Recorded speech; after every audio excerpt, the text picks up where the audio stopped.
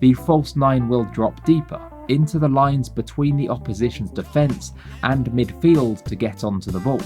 This creates a difficult decision for the opposing centre-halves. If one of them tracks the false nine, it will create a space in the centre of his team's defence. Keen to avoid this, the centre-half will often remain in his position. As a result, the false nine is able to pick up the ball in between the lines. Ozil is unique. There is no copy of him, not even a bad copy.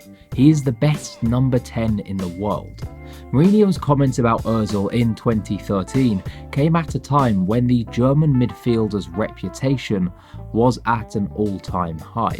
Brilliant at times, non-existent at others, today these comments on Ozil seem somewhat dated. But is this Ozil's fault? Or is he part of a wider tactical evolution that has occurred across world football in the past decade? You voted for it in our community poll, so let's discuss how the false nine replaced the creative midfielder.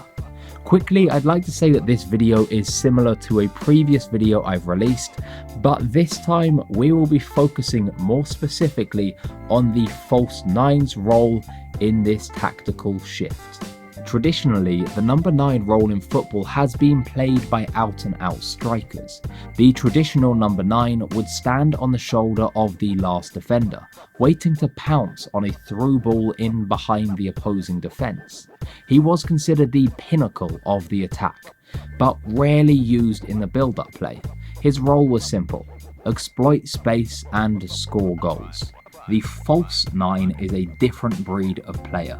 He will often take up the same beginning position, hence he is a number 9, but rather than trying to get in behind the opposing defence, the false 9 will often drop deeper into pockets of space between the opposition's lines. Here he is less of a goal threat, but is a key player in the attacking build-up. Think of the likes of Roberto Firmino of Liverpool and Lionel Messi of Barcelona. Comment below who you think is the best false 9 in world football right now. It will be interesting to see who you guys pick as the winner. Now that we understand the difference between a traditional number 9 and a false 9, let's outline the creative midfielder's role. The creative midfielder, also known as the number 10, was extremely popular in the early 2000s of world football.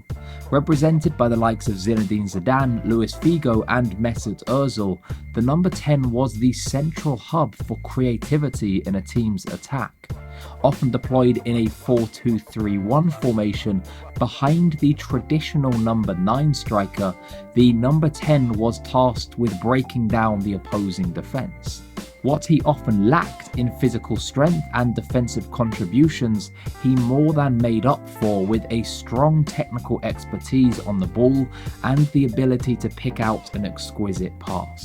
As we discussed earlier, the traditional number 9 would often stand on the shoulder of the last defender, waiting for a defence-splitting through ball. The number 10 was responsible for playing this pass. Let's compare the false 9 with the number 10. On the left, we can see the more traditional 4-2-3-1 formation with the number 10 behind the striker. On the right, we can see the more favoured 4-3-3 formation in modern times, with the false 9 as the most attacking player. As the number 10 receives the ball, he will have his back to goal before spinning and looking forwards. With the team's centre forward and 2 wingers making runs in front of him, he has options. If he can thread a pass through the opposing defence, he will create a goal-scoring opportunity. The false 9's role is similar, but with differences. The false 9 will drop deeper into the lines between the opposition's defence and midfield to get onto the ball. This creates a difficult decision for the opposing centre-halves. If one of them tracks the false 9, it will create a space in the centre of his team's defence. Keen to avoid this, the centre-half will often remain in his position. As a result, the false 9 is able to pick up the ball in between the lines. Once on the ball, he must rely on his teammates to produce overlapping runs as he holds the ball up. In a 4-3-3 shape, these runs will usually come from the two wingers, known as inverted wingers due to their tendencies to drift centrally, and either the team's fullbacks or midfielders, depending on the system employed by the team. In Liverpool's team under Klopp, it is the fullbacks Trent Alexander-Arnold and Andy Robertson. While the starting positions of the false 9 and number 10 are different, we can see the clear similarities in the positions during the attacking phase of play. But why has this tactical evolution occurred? After all, if they are similar, why are we witnessing more and more teams adopt the false 9?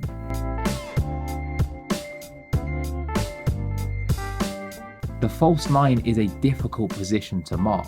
As mentioned earlier, when the false 9 drops into a midfield role, the centre-half is hesitant to move with him, in fear of leaving space in his defensive line. It is the defensive midfielder who will therefore often be tasked with tracking the false 9's movement. However, unless the defensive midfielder drops very deep, he may struggle to track runs, making it easy for the false 9 to still find space between the lines. The false 9 also creates uncertainty. While he will usually drop deeper towards his midfield to influence the build-up play, he is also capable of running in behind.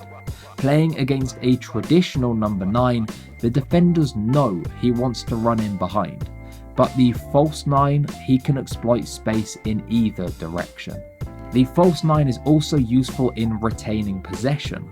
With him dropping into midfield, he provides an overload in this key area of the park, allowing his team to keep the ball with greater ease and transition up the pitch. This is one of the reasons why teams who like to dominate possession will often use a false 9. As with all tactics in football though, there are weaknesses.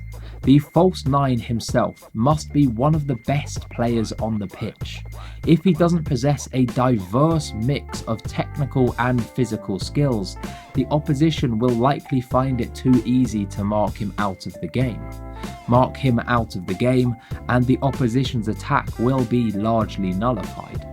The false 9 role is especially difficult to play against a compact defence. As a player who thrives on finding space between the opposition's lines, his role will be far more difficult if the opposition drops deeper and tightens these spaces.